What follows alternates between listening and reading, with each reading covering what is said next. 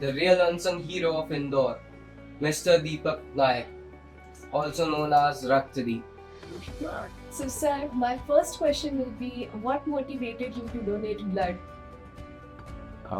When I was 18 years old, हमारे परिचित में एक ऐसी घटना हुई थी, तब उनके यहाँ पर रक्त की आवश्यकता पड़ी थी। तब 18 साल की उम्र में इतनी समझ होती नहीं है कि रक्त देना है, तो एक इंटरेस्ट था, ऐसा कुछ भी नहीं था। और जस्ट हम चले गए देने के लिए, मैं था, मेरे साथ में मेरा फ्रेंड भी था।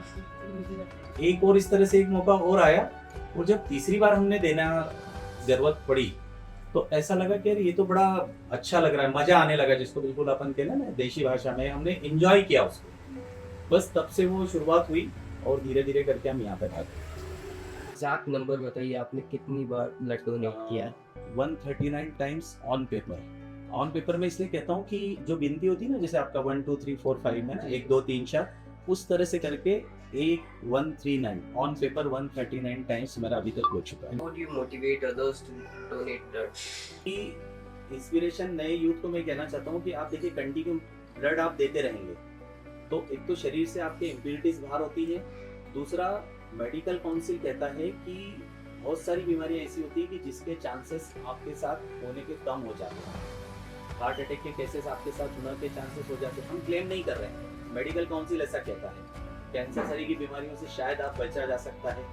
तो कहीं ना कहीं वो जो इम्प्योरिटीज बाहर हो रही है, कोई वायरस अगर जनरेट हो रहा हो तो ब्लड का जब आप देते हो आप किसी को एक यूनिट, तो उस फ्लो के साथ में बहुत सारी इम्प्योरिटीज भी बाहर होती है। तो कहीं ना कहीं वो चेहरे पे आपके, और जिनको आप रक्त दे रहे हो, उनकी दुआएं, उनकी प्रेयर, वो किसी भी समाज के हो, किसी भी जाति के हो, किसी भी संप्रदाय के हो, किसी भी पंथ के हो, तो कहीं ना कहीं वो मेरे लिए पूजा तो करते होंगे कि जिसने भी हमें ब्लड दिया, हमें नहीं मालूम हमने किसको दिया, अधिकतर अननोन लोग होते हैं। तो वो जो दुआएं आपको मिल रही हैं, वो ऐसे कोई देगा कि आपको, सिवाय माता पिता की कोई आपके लिए विश करता है क्या? नहीं करता। कोई आपको कहता है कि भैया ऑल द बेस्ट बोल दिया आपने, लेकिन दिल से दुआ कौन करता है? माता पिता या आपने? अब मान लीजिए मैंने 139 टाइम्स दिया, तो 139 एक यूनिट ब्लड से 3 लोगों की जिंदगी बचती है। मतलब कितने हो गए? 417 लोगों की जिंदगी मेरे माध्यम से बची।